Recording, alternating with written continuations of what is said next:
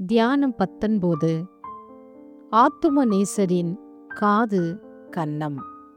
வேத பகுதிகள்: அவர் செய்த அதிசயங்களையும் தாவீதின் குமாரனுக்கு ஓசன்னா என்று தேவாலயத்திலே ஆர்ப்பரிக்கிற பிள்ளைகளையும் பிரதான ஆசாரியரும் வேத பாரகரும் கண்டு கோபமடைந்து அவரை நோக்கி, இவர்கள் சொல்லுகிறதை கேட்கிறீரோ என்றார்கள். அதற்கு இயேசு, ஆம், கேட்கிறேன். குழந்தைகளுடைய வாயினாலும் பாலகருடைய வாயினாலும் துதி உண்டாகும்படி செய்தீர் என்பதை நீங்கள் ஒரு காலும் வாசிக்கவில்லையா என்றார். மத்தேயு 21 15-16 வசனங்கள். வேலைக்காரரும் அவரை கன்னத்தில் அறைந்தார்கள். மார்க்கு 14 65 வசனம். இம்மட்டும் கிறிஸ்துவின் பாதம் முதல் கரம் வரையும் உள்ள மகத்துவங்களை ஆராய்ந்த நாம் இப்போது அவருடைய காதையும் கன்னத்தையும் ஆராய்வோமாக. இவ்விரண்டு அவயவங்களையும் குறித்து ஒவ்வொரு குறிப்பு மாத்திரம் சுவிசேஷத்தில் காட்டப்பட்டிருப்பதால் அவ்விரண்டையும் ஒன்றாய் ஆராய்வது நலம். முதலாவதாக, ஆத்தும நேசரின் காது பாலியர் துதியை கேட்டது. இயேசு கடைசி முறையாய் எருசலேமுக்கு பவனி போன போது திரளான ஜனங்கள் தங்கள் வஸ்திரங்களை விரித்து ஓசன்னா பாடினார்கள். அவர் தேவாலயத்திற்கு வந்த பின் குருடரும் சப்பானிகளும் அவரிடத்தில் வந்தார்கள். இவர்கள் தேவாலய வாசலில் பிச்சை கேட்டுக் கொண்டிருந்தவர்களாயிருக்கலாம். அவர்களை இயேசு குணமாக்கினது பக்கத்தில் நின்ற பாலியர் வாயை திறந்து விடுகிறது போல் இருக்கிறது. அவர்கள் எல்லாரும் மிகுந்த இரைச்சலோடு தாவீதின் குமாரனுக்கு ஓசன்னா என்று பாடுகிறார்கள். இந்த பாலியரின் புகழை இயேசுவின் காது பிரியமாய் அங்கீகரித்தது என்று பார்க்கிறோம். இரண்டாவதாக, ஆத்தும நேசரின் கன்னத்தை பற்றி ஒரே சங்கதி மாத்திரம் சொல்லப்பட்டிருக்கிறது. சத்துருக்கள் இயேசுவின் கன்னத்தில் அறைந்தார்கள் என்று அறிகிறோம். பரிசுத்த லூக்கா முகத்தில் அறைந்தார்கள் என்கிறார். இவை இரண்டும் ஒன்றுதான் என்று நினைக்கலாகாது. கன்னத்தில் அறைந்தது இயேசுவின் முகத்தை மூடும் முன்னும், முகத்தில் அறைந்தது மூடின பின்பும் நடந்தது. தியானிப்போமா? ஆத்துமாவே, கிறிஸ்துவின் காதை கூர்மையாய் நோக்குவாயாக. பாலியர் துதியை அது அன்போடு ஏற்றுக்கொள்கிறது. கிறிஸ்துவுக்கு பாலியர் ஓசன்னா பாடினது பிரதான ஆசாரியர் முதலியவர்களுக்கு பெரிய காரியமாய் காணப்படுகிறது. இரட்சகருக்கு அது ஒரு பெரிய காரியமா? இதற்கு முன் அவர் திருச்செவியில் கீத வாத்தியங்கள் கேட்கப்படவில்லையோ? துதியும் புகழும் அவருக்கு புதிதாய் கிடைக்கிறதோ? ஆசாரியரே, நீங்கள் பொறாமை கொள்வானேன்? வேத பாரகரே, உங்கள் முகநாடி வேறுபடுவானேன்? அவர் சிருஷ்டித்த பட்சிகளின் பாடல், மிருகங்களின் கர்ச்சிப்பு, கடல்களின் இரைச்சல், காற்றுகளின் சத்தம், இடிமுழக்கங்களின் முழக்கம், இவையெல்லாம் நாடோறும் அவர் காதில் விழுகிறதே. இந்த பாலியருடைய துதி எம்மாத்திரம்!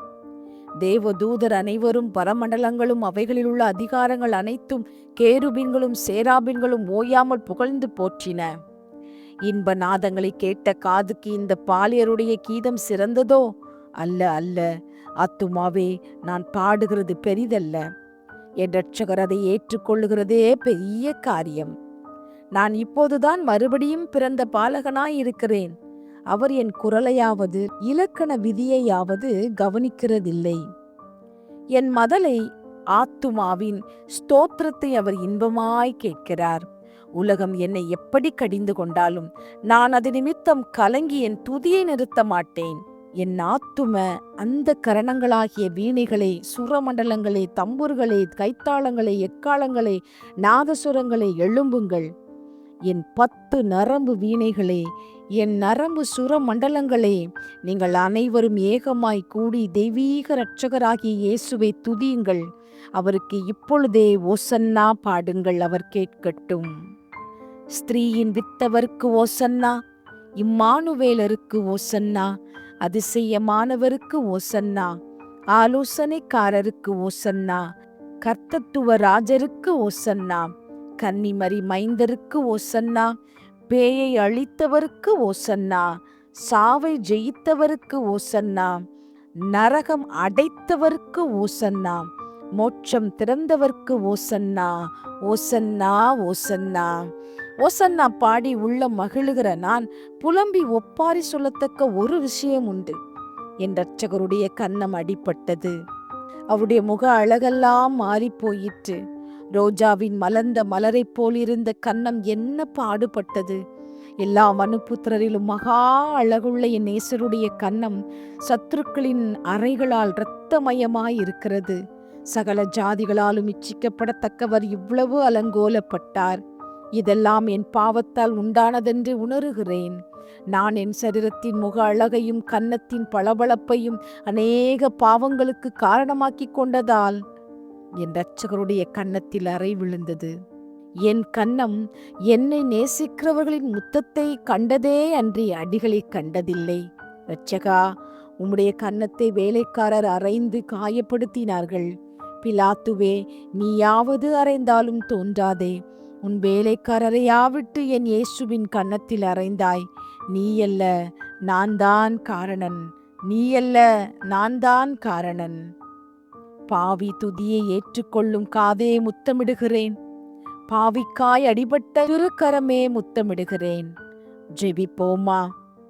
எங்கள் நிமித்தம் உம்மை நிந்திக்கும் அவமானத்துக்கும் அடிகளுக்கும் ஒப்புக்கொடுத்த இயேசுவே, பிதாவாகிய தேவனுடைய அன்பையும் உம்முடைய நீடிய பொறுமையையும் சாந்தத்தையும் உது பாடுகளிலே நன்றாய் பார்க்கிறோம். கிருபை உள்ள இயேசுவே, பாலகருடைய ஸ்தோத்திரங்களை உமது செய்திகளில் இன்பமாய் ஏற்றுக்கொண்ட கர்த்தாவே, மறுபடியும் பிறந்து புத்திர சுவிகாரத்தினாலும் ஆவியினாலும் உமக்கு பிள்ளைகளான எல்லா பாவிகளுடைய விண்ணப்பங்களையும் வேண்டுதல்களையும் ஸ்தோத்திரங்களையும் கேட்டருளி எங்களுக்கு வேண்டிய சகாயங்களை எல்லாம் உமது தயவுள்ள சித்தத்தின்படி அனுக்கிரகித்தருள வேண்டும் என்று பிதா, குமாரன், பரிசுத்த ஆவியின் நாமத்தினாலே வேண்டிக் கொள்ளுகிறேன்.